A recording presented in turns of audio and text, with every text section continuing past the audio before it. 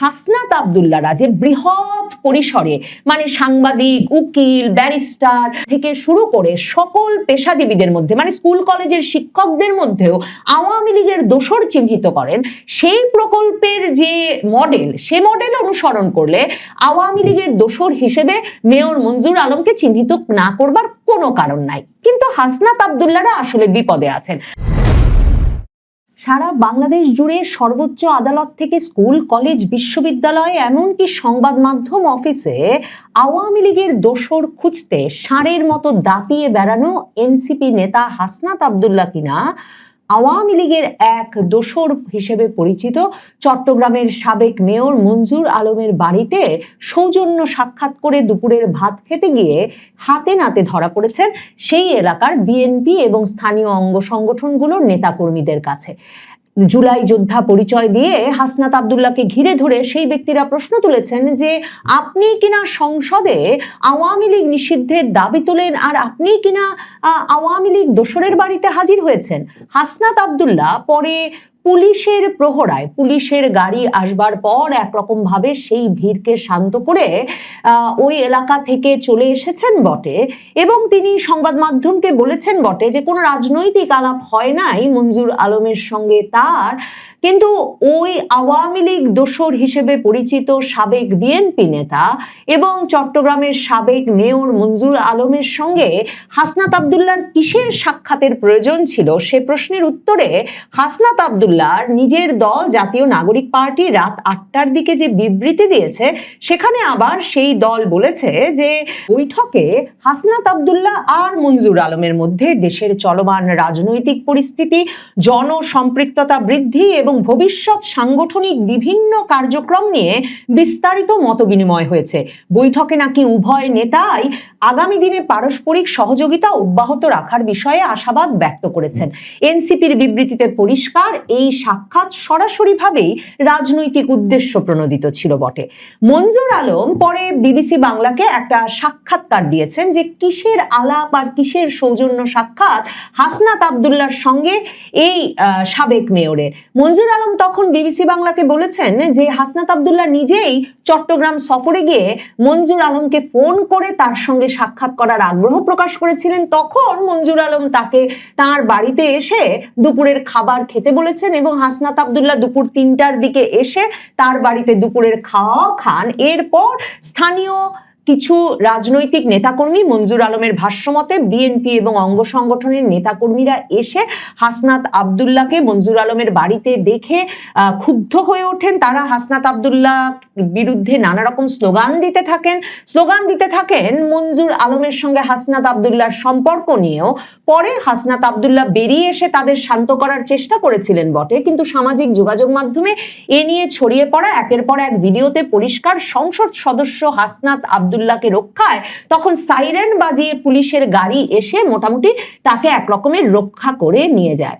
হাসনাত আব্দুল্লাহ এই যে মঞ্জুর আলমের বাড়িতে গেছেন সেটা যে রাজনৈতিক উদ্দেশ্য প্রণোদিতই বটে, তাতে কোনো রাগঢাক রাখেন নাই হাসনাত আব্দুল্লাহদের দলের ছাত্র সংগঠনের নেতা আব্দুল বাকের মজুমদার। জাতীয় ছাত্র শক্তির নেতা আব্দুল বাকের মজুমদার একটা স্ট্যাটাস দিয়ে বলেছেন যে মঞ্জুর আলম এনসিপি থেকে চট্টগ্রাম সিটি কর্পোরেশনে নির্বাচন করতে চান। আব্দুল বাকের মজুমদার দাবি করেছেন যে বিএনপি নেতাকর্মীদের নিয়ে দীর্ঘদিন সাবেক মঞ্জুর তার রাজনৈতিক কার্যক্রম পরিচালনা করছেন। আওয়ামী লীগ করেছে এরকম অনেকেই তো অভ্যুত্থানের পক্ষ নিয়েছেন। মেয়র মঞ্জু বিএনপি আওয়ামী লীগ দুটোই করেছেন এবং 5ই আগস্টের পর বিএনপির পক্ষ থেকে মেয়র মঞ্জুর বিষয়ে কোনো আইনি পদক্ষেপ নেওয়া হয়নি। মানে কেন মেয়র মঞ্জুর সঙ্গে হাসনাত আব্দুল্লাহর সাক্ষাৎটা হালাল সেটার একটা ব্যাখ্যা আবু বাকের মজুমদার তার সেই ফেসবুক স্ট্যাটাসে দিয়েছেন। তিনি আরো বলেছেন আজ যখন হাসনাত আব্দুল্লাহ মেয়র মঞ্জুর সাথে দেখা করতে গিয়েছেন তখন বিএনপির আরেকটা পক্ষ সেখানে গিয়ে মব চালাচ্ছে। মূলত সাবেক মেয়র মঞ্জু এনসিপির সমর্থনে চট্টগ্রাম সিটি কর্পোরেশন থেকে নির্বাচন করতে চাচ্ছেন। মানে পরিষ্কার হাসনাত আব্দুল্লাহ গোপনে গিয়ে ভাত খেয়ে যে রাজনীতিটুকু করে আসতে চেয়েছিলেন সাবেক মেয়র মঞ্জুর সঙ্গে, এবং তাকে এনসিপিতে টেনে এনসিপির পক্ষ থেকে চট্টগ্রামে একটা শক্ত প্রার্থী দাঁড় করানোর কাজটা এগিয়ে রাখতে চাইছিলেন, বিএনপির একটি পক্ষ সেখানে গিয়ে বাগড়া দিয়েছে।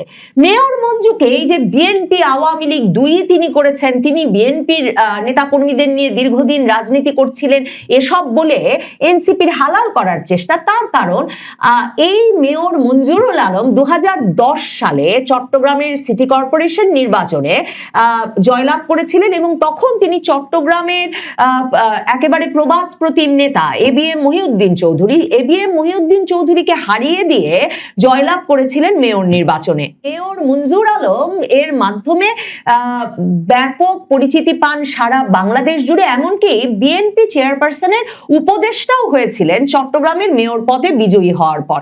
কিন্তু 2015 সালেও বিএনপির সমর্থন নিয়ে তিনি মেয়র পদে প্রতিদ্বন্দ্বিতা করতে চট্টগ্রাম সিটি কর্পোরেশনে দাঁড়ান, কিন্তু নির্বাচনের মাঝপথে তিনি সকালবেলা কারচুপির অভিযোগ তুলে ভোট বর্জন করে রাজনীতি থেকেই সরে দাঁড়ানোর ঘোষণা দিয়েছিলেন।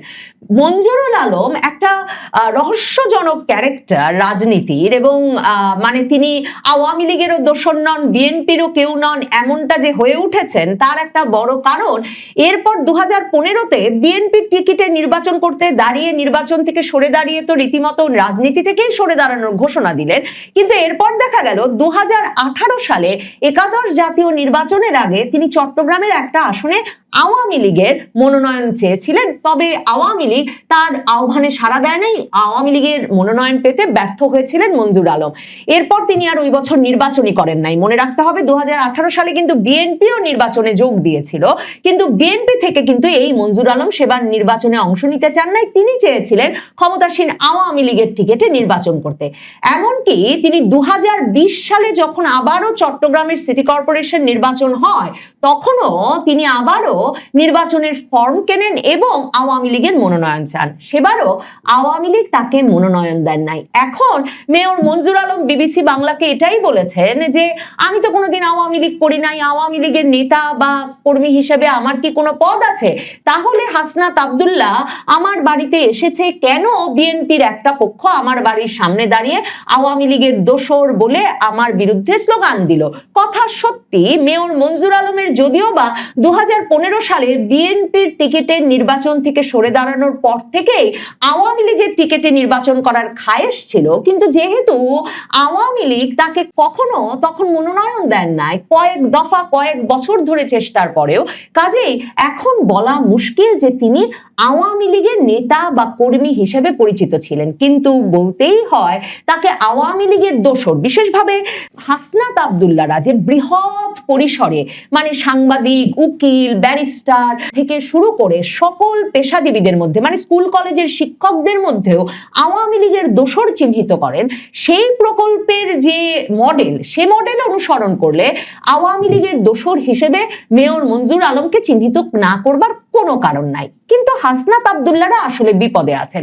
হাসনাত আব্দুল্লাহ ভাগাভাগির নির্বাচনে একটা সিট বাগিয়ে নিয়েছেন বটে, বিএনপি তাকে বিনা প্রতিদ্বন্দ্বিতায় নির্বাচিত করে সংসদে এনে সংসদ উত্তপ্ত রাখার একটা দায়িত্ব দিয়েছে বটে, কিন্তু এনসিপি ক্রমেই টের পেয়েছে যে তারা আসলে ক্ষমতার একেবারে কেন্দ্র থেকে ছিটকে পড়েছে ইউনূস সরকারের ক্ষমতার অবসানের মাধ্যমে, এবং বিএনপি যে এই 6টি সিট তাদেরকে দিয়ে ফেলে আর কিছুই ক্ষমতার কোনো ভাগই তাদেরকে দিতে চাইবে না, এই বিষয়টি বিএনপি সরকার গঠনের পর থেকে ক্রমাগত পরিষ্কার হওয়ার পর এই এনসিপির দেশি বিদেশি পৃষ্ঠপোষক শক্তি এবং এনসিপির ভেতরে এই আলাপটা আরো জোরদার হয়েছে যে তাদের নিজেদের সাংগঠনিক শক্তি বাড়াতে হবে, আরো বেশি রাজনৈতিক পদ হয় ভাগাভাগিতে না হলে নির্বাচনের মাধ্যমে আদায় করে নিতে হবে, এবং তার মাধ্যমে ক্ষমতার কেন্দ্রে একটা ভাগ আরো বৃহত্তর পরিসরে নিশ্চিত করতে হবে।